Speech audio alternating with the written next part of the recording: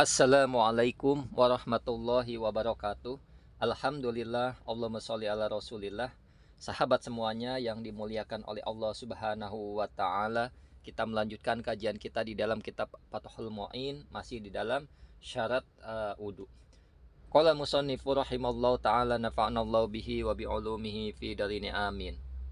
Fa'ulima, maka diketahui annal istimala, sesungguhnya kemustakmalan air, la yasbutu, ialah tidak tetap, illa, artinya la yasbutu ialah tidak tetap apa istikmal, illa ma'akillatil ma'i, kecuali dengan beserta sedikitnya air.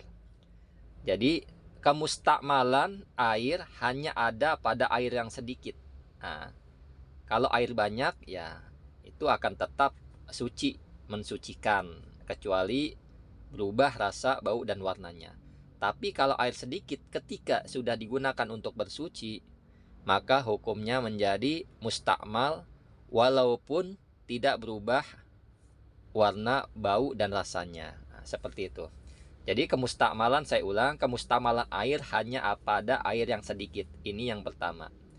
Yang kedua, au ba'da faslihi, au ba'da infisolihi, atau setelah terpisahnya air anil mahali, dari tempat al mustakmali yang digunakan. Nah, yang kedua adalah setelah terpisahnya air dari tempat yang digunakan, walau hukman, walaupun secara hukum.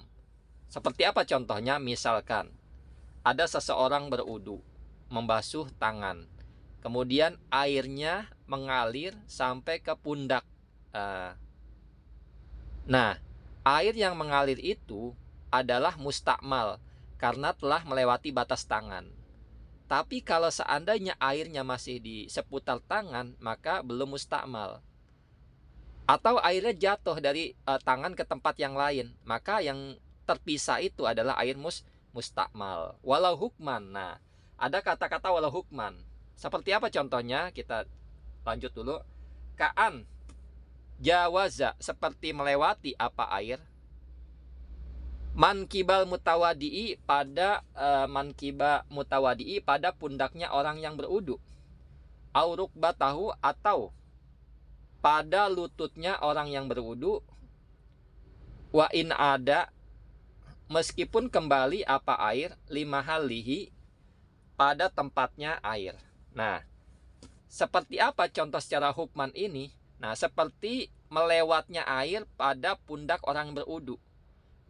Artinya apa? Ketika orang berudu, dia berudu membasuh tangan, kan wajibnya sampai siku, melebihi dikit.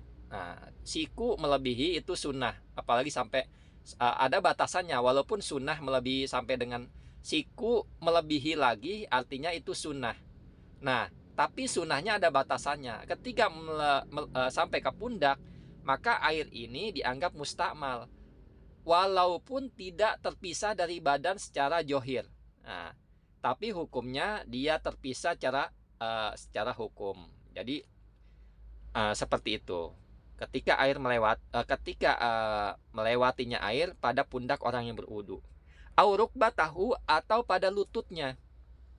Lutut ya, wajibnya wudu sampai melebihi mata kaki. Nah, sampai mata kaki melebihi sedikit sunnah. Tapi kesunahannya ada batasan. Kalau sampai dengan siku, lutut, maka ini dianggap sebagai mustakmal karena sudah melewati batas. Seperti itu. Nah, walaupun johirnya itu tidak terpisah, masih di kaki. Nah, tapi secara hukum adalah itu sudah berpindah, maka dihukumi sebagai mustakmal. Wa in ada limahalihi, meskipun kembali apa air, limahalihi, pada tempatnya. Jadi meskipun sudah sampai lutut, dia balik lagi ke mata kaki atau ke kaki, maka ini tetap air tersebut mustakmal.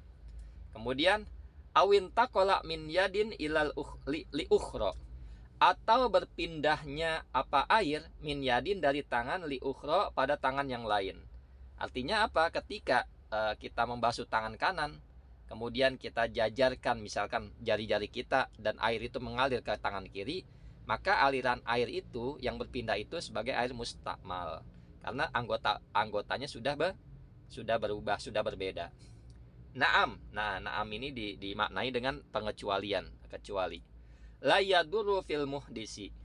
Tidak berbahaya fil muhdisi dalam orang yang berhadas. Infisalul ma'i, apa terpisahnya air, minal kafi, dari telapak tangan, ila sa'idi, ke lengan bawah. Jadi telapak tangan ini bagian pergelangan sampai ke siku ini ada dinamakan dengan sa'id.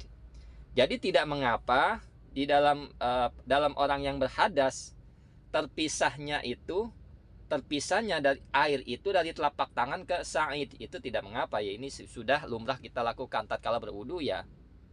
Kita akan memegang air itu, akan kita letakkan di telapak tangan kita, kemudian air itu berpisah ke tangan kita atau ke wajah. Ini tidak mengapa. Nah, tidak berbahaya. Kemudian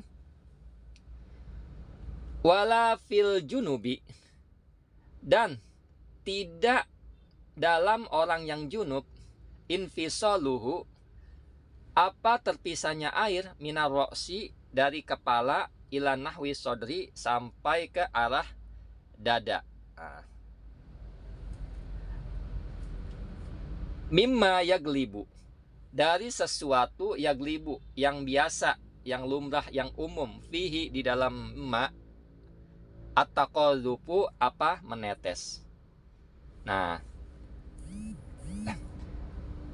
jadi tidak di dalam mandi. Artinya kan apa? Ketika kita sebut dengan berudu, kalau berudu kan misalkan berudu ini terpisahnya tangan, kita membasuh tangan, terus air itu berpisah dari tangan sampai ke pundak misalkan. Nah, tatkala berudu, maka air yang mengalir ke pundak ini sebagai air mustakmal. Air mustakmal. Nah, berbeda dengan mandi. Mandi tidak demikian. Ketika kita membasuh kepala dan jatuh ke pundak, ke arah dada, maka demikian tidak menjadi air tersebut mustakmal. Karena dalam mandi itu satu anggota dengan anggota yang lain adalah satu bagian. Nah, mimma, dari sesuatu yaglibu, yang lumrah atau yang umum, pihi, di dalam ma, ataqadupu, apa menetes. Artinya ya lumrahnya menetes seperti itu. Ketika orang mandi, wajib mandi besar, membasuh kepala, kemudian menetes pasti ke arah yang dekat dulu, ke arah dada. Nah, hal demikian air tersebut tidak menjadi mustakmal, kecuali menetesnya tidak lumrah, tidak umum, dari kepala jatuhnya langsung ke kaki. Nah, ini yang jatuh ke kaki adalah mustakmal. Nah, seperti itu. Jadi inilah masih di dalam syarat wudu, mudah-mudahan dapat dipahami. Insya Allah sedikit demi sedikit, mudah-mudahan sampai hatam. Hadanallahu wa iyyakum ajmain. Assalamualaikum warahmatullahi wabarakatuh.